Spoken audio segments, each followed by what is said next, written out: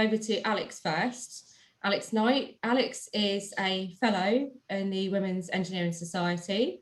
You had a very long career in engineering, didn't you, before you decided to step back and do something else that you were really passionate about? Yes. So welcome, hi, everyone. Alex. Hi, thank you so much. Thank you for joining us, because I know you're going to be really busy today because INWED is something that you really are very passionate about. Could you just give everybody a little bit of information about your background, tell us a bit about your history? Yeah, absolutely. Well, first of all, thank you so much for having me. It's a real pleasure to be here. And I think that the organisation and the work that you do is just incredible. Since getting involved more with you, I just feel like it's such a brilliant group, and I'm just so grateful to be a part of it. So thank you, and happy INWED to everyone. Amazing day today, very exciting. So myself, I did mechanical engineering as a degree, having been influenced by my dad, who's an engineer, but actually in a way that stopped me wanting to go into engineering because I wanted to be different to him.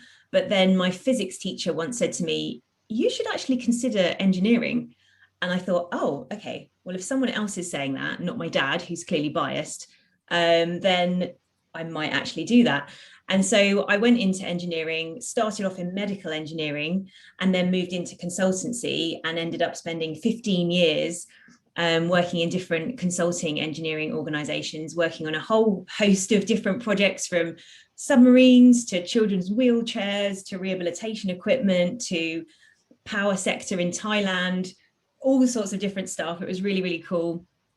But then I felt like I really wanted to pursue my passion around inspiration and inclusion in STEM. And so that's why I set up STEMAZING initially, as a social enterprise, and initially as a bit of a side hustle for me in conjunction with my day job.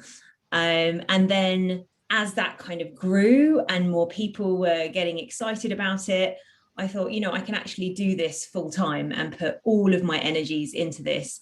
And so I decided to leave my job where I was a technical director at a company called Amy back in September last year. So it's been nearly a year that I've been focusing on STEMAZING full time. Wow, that is incredible. And the work you do is STEMAZING is so valuable. I'm sure all of the women here would agree just how inspirational you are and how amazing it is that you're creating so many female role models in STEM. So as the theme today is engineering heroes, could you tell us who your engineering hero is and why? Oh, that's such a difficult question because there's so many. But I thought about this and I wanted to give one present day one and one historic one. So my present day one is an amazing engineer called Yewande Akinola. She inspires me on a daily basis. If you're not following her on Instagram, you have to follow her. She's amazing. So Yewande Akinola. She's an incredible engineer and champion for women and diversity in STEM. And so, yeah, she's definitely an engineering hero of mine. And then looking back over the years, it's really interesting looking back at the heritage of the Women's Engineering Society and those women who initially set up the Women's Engineering Society, which, if you think about it, over 100 years ago was an incredible thing to do. And one of the early members of WES was a woman called Beatrice Schilling. I don't know if you've come across her, but she's an amazingly inspirational character.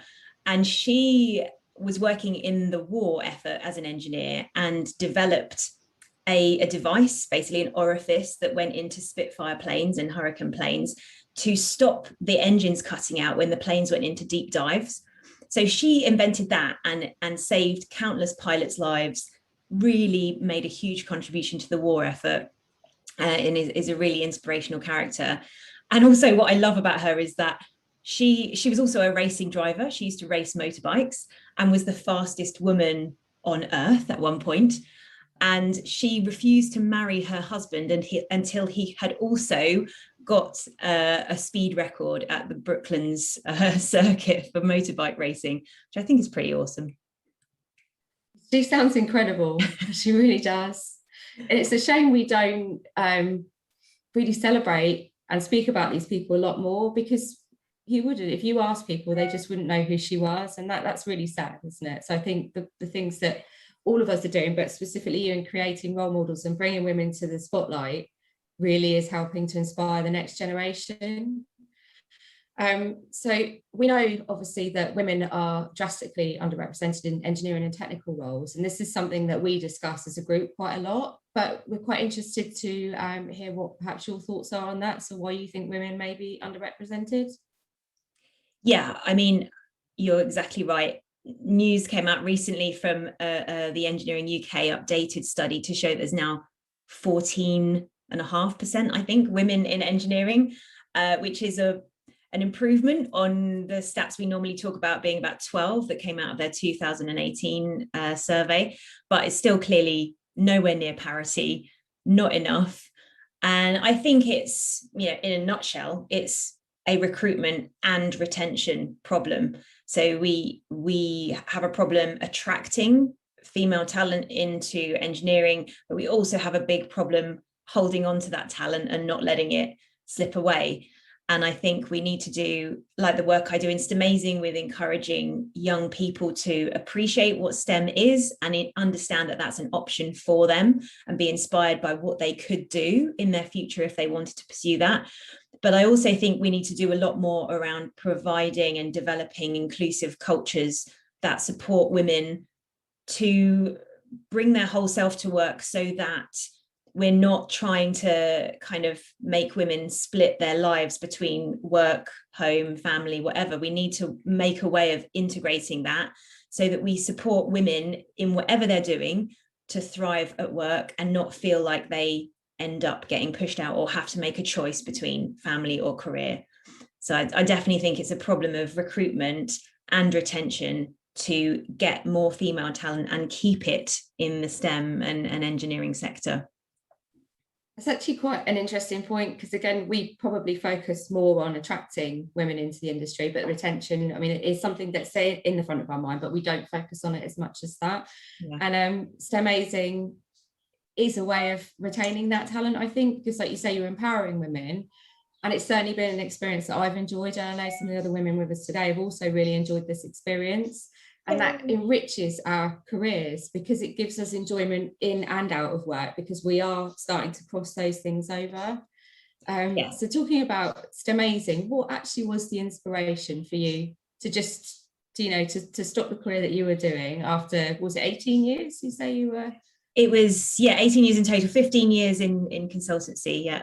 So that's quite a large chunk of your life, and then just to turn and do something slightly different. I know that it's not completely detached from engineering, but what inspired you to do that? I think, so I've always found, as I've moved throughout my career, that the best fun I've had working in engineering has been as part of diverse teams. I can probably pretty much say that the best projects in terms of outcomes were when we had more diverse teams.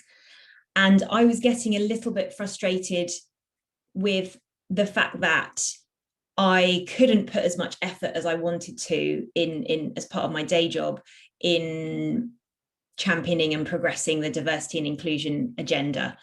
And it's really difficult to try and do everything. And I felt like, actually, when I looked at everything I was doing, I looked at what I'd done to date, and I thought, actually, that's been amazing. And I've loved my career in doing more technical roles in engineering. But now I feel like I'm going to make the most difference and provide the most value to the sector if I focus more on STEMAZING and kind of like provide like a ripple effect to get loads of other people inspired and championing themselves, like you say, because I think a lot of women need a bit of a boost to feel like they are empowered to actually bring their most valuable strengths to their job and not necessarily try and conform to what they think others expect them to be like, or act like, or they don't have the confidence to speak up and raise their ideas. So I felt like that's where I could make a big difference. And so, but like I said, I started off doing STEMAZING just as a side hustle, really, as a bit of an avenue for my passion in that area. And then I had to give myself permission to say it's okay to leave your normal career. I'm not letting myself down or anyone else down. I'm moving, I'm taking a natural evolutionary step onto the next chapter in my life. And whether this is what I do forever now, I don't know, but it's certainly what I'm loving doing now. Like I say, it's something that we all certainly have been enjoying being a part of. You and I think we did actually message about a year ago, and you asked me if I would make one of the videos for your website. And I have to honestly say, I tried. I really tried, and I just couldn't do it. And so again, proving the value of the course that you've put us through and the mentoring that you've given us, I now have a video out there on the STEMAZIng women. So it really does show how incredible that is. Just those little nuggets of knowledge and things that you're sharing with us are really valuable. That's so lovely to hear, thank you. And also it's exactly to my case in point.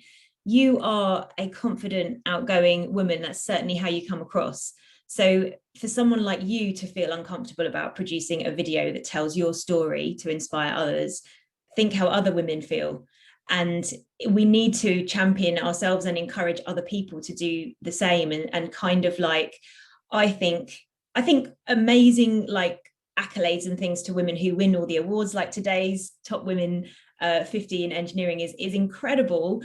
But we also have to celebrate all the other women who are kind of like maybe not that confident about putting themselves forward for awards and things like that, and give them a platform to shine, because we just need more women, full stop, in engineering to be out there as visible role models to inspire others. So it's really important, like you say, that you kind of tap into the thing that makes it work for you, to be able to say, actually, I'm gonna consider myself as a role model, even though you might think, who am I to be a role model?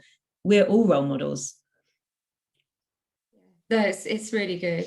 So obviously we've been talking a lot about STEMAZIng, but we haven't really explained what it is. So could you tell us a bit about what you do as STEMAZIng and the Inspiration Academy?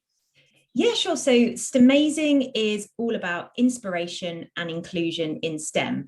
So I'm combining those things together by empowering women in STEM to be more confident, visible role models, and connect them into inspiration opportunities for STEM outreach. So connecting them into schools, for example, and focusing mainly on primary age school or even infant school, so that we start challenging those stereotype biases of who can or should be an engineer or pursue STEM subjects as early as possible, because we all know that those stereotypes get ingrained very early. Even by the age of like 3 to 5, a child already knows what is a boy thing to do and a girl thing to do, a boy job, a girl job.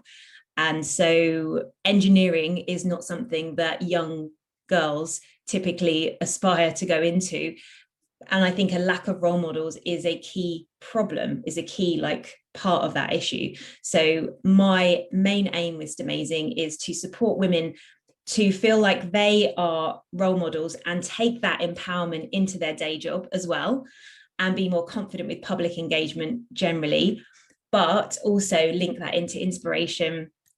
And the Inspiration Academy, like Lisa Jane said, is a 4-month program where I support women to be more confident on camera, and then learn and sort of then deliver 6 of my STEMAZIng kids sessions to a class, or maybe more than one class, of primary school children. And this is the first time I've run it, so it was a bit of an experiment, but I've just been so overwhelmingly impressed by all the women on the program. We've got women from obviously this organization connected to World Refrigeration Day, which has been an amazing support to me, and connected me to women in Africa, women in the US, all around Europe. It's been amazing. So we've got 45 women on the program. We'll be engaging with over 1,000 children with these live STEM sessions. And the feedback I've had from the schools and the kids is just fantastic as well. They are loving it. And that's the main thing. I want kids to have fun with STEM, not be intimidated by it, and think like, yeah, okay, I've had fun with this. Oh, and I can see how that relates to real life. So I can use these skills to do something and make a difference. So yeah, that is what's STEMAZIng is about. It's brilliant. Thank you very much for giving us some of your time today, because like I know you are going to be very busy today. Thank you for sharing your experiences. Thank you so much. Thanks for having me, and enjoy the rest of your day, everybody.